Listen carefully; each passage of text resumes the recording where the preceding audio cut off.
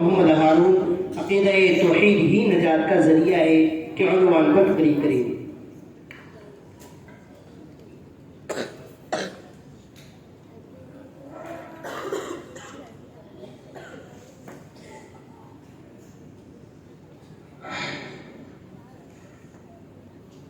الحمد لله والصلاة على النبي أما بعد فأعوذ بالله من الشيطان الرجيم بسم الله الرحمن الرحيم الحكم له واحد لا إله إلا هو الرحمن الرحيم وقال النبي صلى الله عليه وسلم قولوا لا إله إلا الله تفلحون خندزن کفر ہے احساس تجھے ہے کہ نہیں خندزن کفر ہے احساس تجھے ہے کہ نہیں اپنی توحید کا مجھ پاس تجھے ہے کہ نہیں۔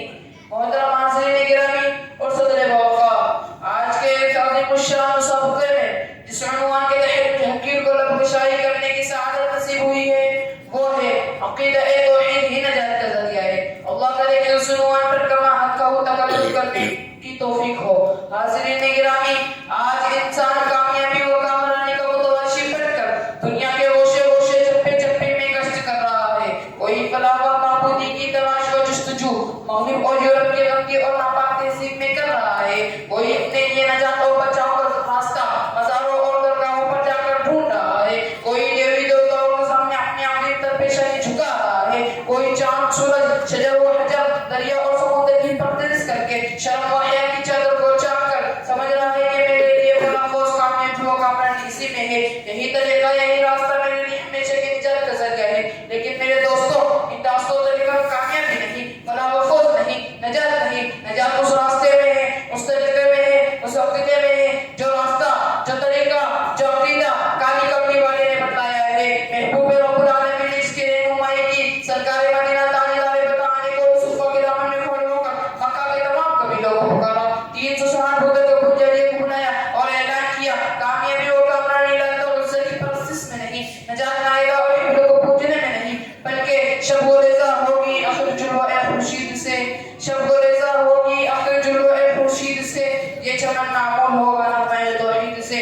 سنو سنو، میں تمہیں کامیابی کا راستہ بتاتا ہوں، میں تمہیں فلاح و بہبودی کا وعدہ دیتا ہوں، میں تمہیں نجات پر گامزن کرتا ہوں۔ دنیا اور آخرت کی نجات چاہتے ہو تو میرے دامن رحمت میں جگہ بناؤ، ایک اللہ کے قائل ہو جاؤ۔ الحکم لا واحد، تمہارا ہمارا معبود ایک ہے، اس عقیدے کو اپنے دل میں جگہ دو، دنیا اور آخرت میں کامیاب ہو جاؤ گے، نجات مل جائے گی۔ ایھا الناس قولوا لا الہ الا اللہ تفلحون، عقیدہ توحید ہی اسلام کا سب سے پہلا عقیدہ ہے، جیسے کہ نظریہ نہیں بلکہ انسان کو صحیح معنی میں انسان بنانے کا واحد ذریعہ ہے، جو انسان کی تمام مشکلات کا حل اور ہر حال میں اس کے لیے پناہ گاہ اور ہر موقع فکر میں اس کا قصار ہے، دارین میں نجات کا ذریعہ ہے۔ جب یہ عقیدہ کسی کے قلب و دماغ پر چھا جائے اور اس کا حال بن جائے تو یہ دنیا میں اس کے لیے جنت بن جائے گی، سارے جھگڑے و فساد اور فساد کی بنیادی مناہدم ہو جائے گی۔ اس عقیدے کا مالک ساری دنیا سے بے نیاز ہے، ہر خوف و خطر سے عبادت زندگی گزارتا ہے، قلبی تسکین کا قیمتی جوہر اسے حاصل ہوتا ہے، تسلی کا سامان اس کے لیے فراہم ہوتا ہے، نفع و ضرر، خیر و شر، اونچ نیچ ساری چیزوں کو وحدہ لا شریک لہ کی طرف منسوخ کر دیتا ہے۔ مگر ظاہر ہے کہ توحید کا دعویٰ اقرار کر لینا کافی نہیں، بلکہ سچے دل سے استحاضہ ضروری ہے۔ کلمہ لا الہ الا اللہ کو پڑھنے والے عام دنیا میں کروڑوں ہیں، اربوں ہیں، اتنے ہیں کہ کسی زمانے میں اتنے نہیں تھے، لیکن عام طور پر یہ صرف جمع خرچ ہے، توحید کا رنگ ان میں رچا بسا نہیں ہے۔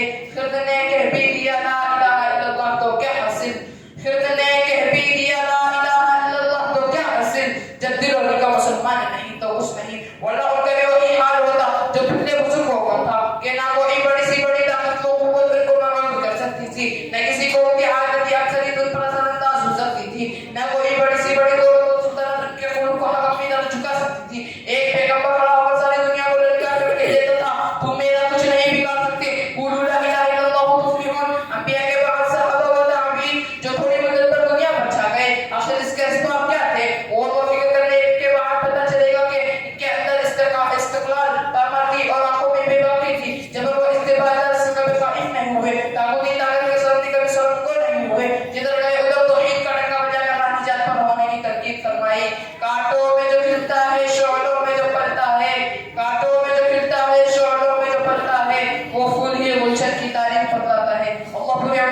مسلمہ کو توحید اور عقیدہ توحید میں بہت نصیب فرمائے. آمین. واخر دعوانا الحمدللہ رب العالمین. مساہمہ